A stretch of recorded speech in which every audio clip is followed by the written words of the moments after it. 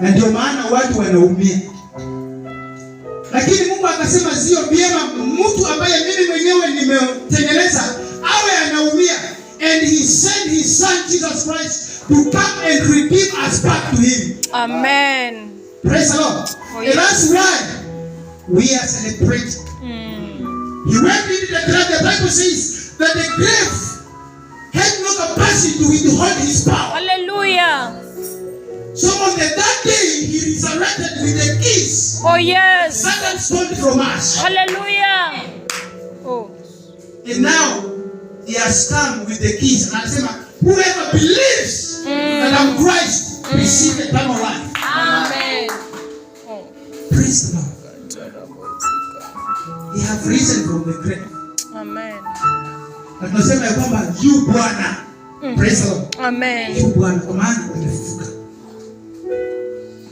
So today we are going to retake the dominion. Bwana Yesu asifiwe sana. Amen. Tunaenda kuchukua nafasi ambazo zilikuwa zimeibwa. Hallelujah. Amen. Kuna vitu ambazo zinatusumbua lakini leo tunaenda kuzichukua. Praise the Lord. Amen. Ambie mwenzako tunaenda kuzichukua. Tunaenda kuzichukua. Ndoa ambazo zimeibwa zinaenda kuchukuliwa tena. Amen. Oh. We declare in the name of Jesus that we are going to repossess again. Yes. Because he has been risen. Glory. From the grave. Hallelujah. Amen. That's the message. Praise the Lord. That he took our iniquities. Na akajitwika msalaba. Na akaenda mahali inaitwa Golgotha. Bwana Yesu asifiwe sana. Amen. The Golgotha means a place of scar.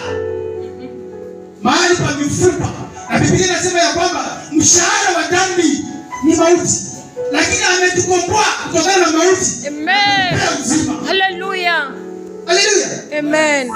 Ametupea uzima wa bure. Oh yes. He's given us life. So, the Bible says that before he began a journey, kwa safari ya kuelekea msalabani, alitafuta punda. Ndio mjirani yako alitafuta punda. Alitafuta punda. Punda ni wewe na mimi. Watu ambao walikuwa wamekataliwa. Praise the Lord. Amen. So aliwatafuta na kuanza safari. The Bible says that people took off their clothes na wakatandika na punda